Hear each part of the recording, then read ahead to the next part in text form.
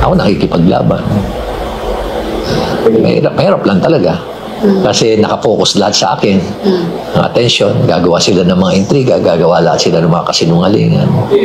Sisiraan talaga nila ako.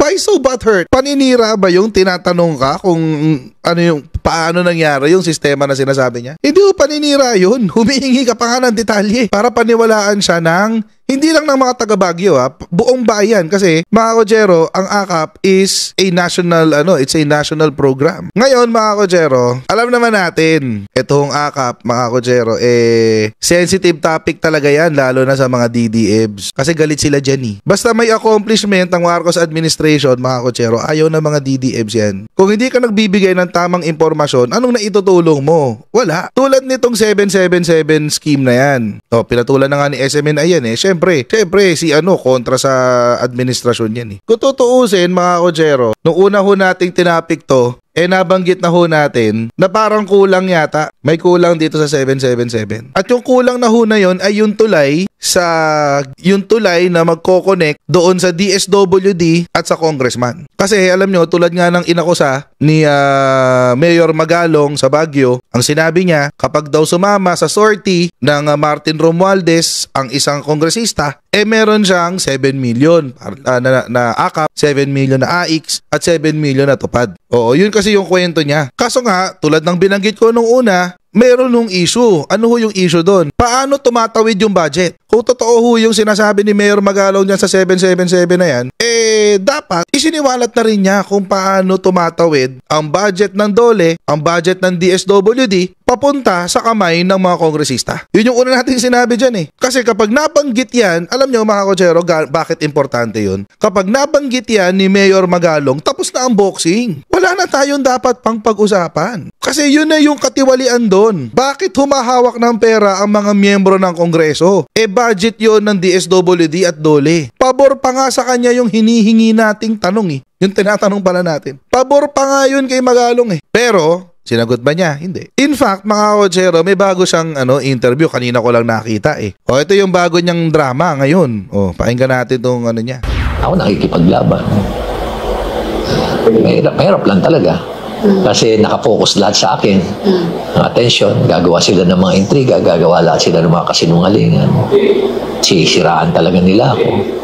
Why are you so butthurt? I mean, seriously, why so butthurt? Paninira ba yung tinatanong ka kung paano nangyari yung sistema na sinasabi niya? Hindi ko paninira yun. Humihingi ka pa nga ng detalye para paniwalaan siya ng hindi lang ng mga taga Baguio buong bayan. Kasi mga Kojero, ang AKAP is a national, it's a national program. So syempre, kapag tayo, kapag may mga ganito klase akusasyon, sige, sabihin na natin, pag merong usok, merong apoy. Kinuwento mo yung usok, asan yung apoy? Tapos ngayon, sasabihin mo, iniintriga ako, ginagawaan ako ng kwento, ginagawaan ako ng kasinungalingan. Ito lang yung akin. You're criticizing a national program at sinasabi mo na may katiwalian. So, convince us that there is. Kumbinsihin nyo po ang taong bayan na meron. Ano na ba yung alam mo? Sino ba yung nagkukwento sa'yo? Sino ba yung di ba? Ano ba talaga yung 777 na yan? Kasi intriga lang yan Kasi ngayon mga Kojero, for now, sa ngayon, yung 777, intriga lang yan Alam nyo, that's a cop-out. I mean, seriously, that's a cop-out. Ano ba talaga kasi yung nasa likod niyan? Tapos, pag sinagot mo yung issue dyan sa 777, baka naman, gusto mo na rin isabay, sagutin mo na rin yung issue tungkol doon sa 4 na graft and corruption cases sa ombudsman. Pero, kailangan ba natin manahimik? Tatahimik ba tayo? Hindi tatahimik. Itong binigyang diin ni Baguio City Mayor Benjamin Magalong matapos na maging kontrobersyal ang kanyang pagsisiwalat sa katiwalian sa proyekto ng gobyerno. Ayon sa alkalde, hindi siya pwedeng magpatalo sa takot dahil malaking responsibilidad ang nakaatang sa kanya bilang isang opisyal ng lungsod. Yan ang sinumpaan natin Willing to die for this country. Willing to die din naman ako para lang ipaglaban yung tama. Lalo-lalo na yung pag-promote ng good governance. At lalo-lalo na itong pagkikipaglaban sa laban sa korupsyon. Dagdag pa ni Magalong, simula nang inilabas niya ang kanyang saloobin hinggil sa korupsyon sa gobyerno, marami na rin ang tumatawag at nagdetect sa kanya na sumusuporta sa kanyang good governance crusade. Marami pa tayo nalalaman. Kaya sila nagpapadala kasi talagang feeling nila hopeless na rin eh. Wala silang mapagkatiwalaan na makikipaglaban dito. Kaya pinapadala nila sa akin. Pasyon nila. Sabi ko, bakit hindi kayo pwede magsalita? Sabi nila, baka mawalan kami ng tubig sa gripo eh. O kami nagsalita, kaya Mayor Benji, ikaw na lang muna. Ikinatuwa naman ng alkalde ang sinasabi ni Senator Sherwin Gatchalian na hindi na dapat kasama ang mga politiko sa pamamigay ng ayuda. Subalit ayon sa alkalde, may bago ngayon na estilo ang ilang korap na kongresista o government officials. Alam mo ba, meron na namang bagong sistema sila. Pag pupunta ka doon sa opisina nila, sasabihin nila, ay naku, wala na ho rito yung kan. Hindi na ho kami nagbibigay dito. Pero yung pera ni congressman, nandun na ho sa DSWD. Kaya bibigyan na lang namin ho kayo ng note at para pumunta na ho kayo doon sa DSWD. Nandun naman yung pera ni congressman. Parang ganun pa rin. Papalabasin pa rin nila na utang na loob pa rin. Samantala, sinagot Ano yung guarantee letter? What does that mean? Ano yung note? Bibigyan namin kayo ng note para pumunta kayo ng DSWD. Ano ibig sabihin nun? What does that mean? So, ibig sabihin, ibig ba niya sabihin? Yung tinitira niya na yung bagong sistema daw, yung referral na ginagawa ng mga LGU, congressmen, senador, ng mga kamara, miyembro ng kamara at senador, para maging AIX, para makareceive ng AIX, AKAP, tsaka tupad. Yun ba yung sinasabi niya? Yung referral. Since minention naman niya si Gatchalian, kunin din natin yung sinabi ni Gatchalian tungkol dyan sa issue ng yan. Ano lang po, okay. Kunin lang po sa namin ang reaction niya regarding po sa sinabi ni Baguio City Mayor Magalong na meron pong anomalya sa ayuda, particularly sa AIX, AKAP, MAIC, tupad. May paimbisigan po ba kayo dito or... Sa alam ko, ang proseso ay anyone can refer. No? Pwede kayo mag-refer, pwede kami mag-refer, pero hindi porket magre-refer tayo, i-approve ngayon ng mga social worker ng DSWD. So may filtering system pa rin.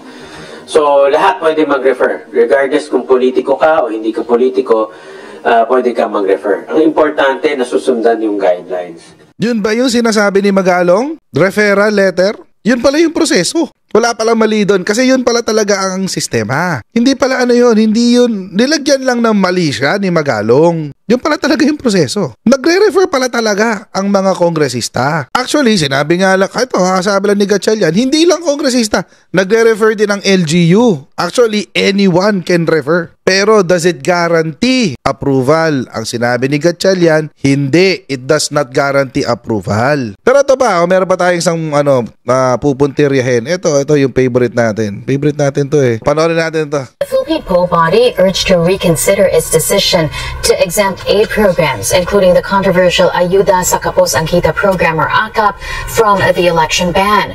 Senator Ronald De La Rosa accused some politicians of exploiting these programs to sway the votes of the poor. He asserts he would reject any funds for AKAP even if they were offered to him. I will not take it. I will not take it. Okay, Kahit nahirap ako sa eleksyon, kahit na wala akong pampalubag loob doon sa kung sinong dapat lulubagin natin ang loob, I will just appeal to their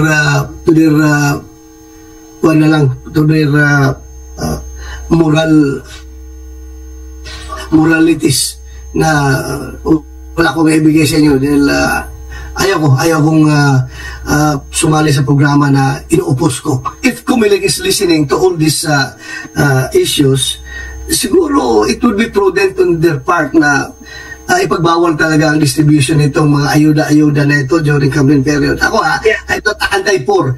Ang recipient nito ay yung mga mahirap talaga. Pero pagdating na to the point na magagamit ito sa election, then dapat Comelec should be prudent enough to decide na ibawal ito talaga. Ibawal dapat talaga. Kasi malaki epekto ito sa isang ordinaryong tao na hirap makabili ng 1 kilong bigas. Pag mabigyan ka ng 3,000, 4,000, 5,000, malaking bagay na ito. At iisipin mo talaga kung sino yung politiko na nagbigay nito, most likely it will influence your decision. So, ibig sabihin mga kotsero, etong si Bato, una, nire-recognize niya na kailangan talaga ng ayuda. Kailangan ng ayuda. Kailangan para sa mga mahihirap. Kasi malaking bagay daw, di ba? Makakuha ka ng 5,000, makakuha ka ng 10,000 once a year. Malaking bagay na yon. Number 1. Akala ko ba mali ang pagbibigay ng ayuda? Sinasabi nila, korupsyon daw yan eh. Yan ang sinasabi nitong mga DDS, di ba? Nung mga supporter ni Digong. So ngayon, sinasabi nyo, hindi na siya korupsyon. Tulong na siya sa mahihirap.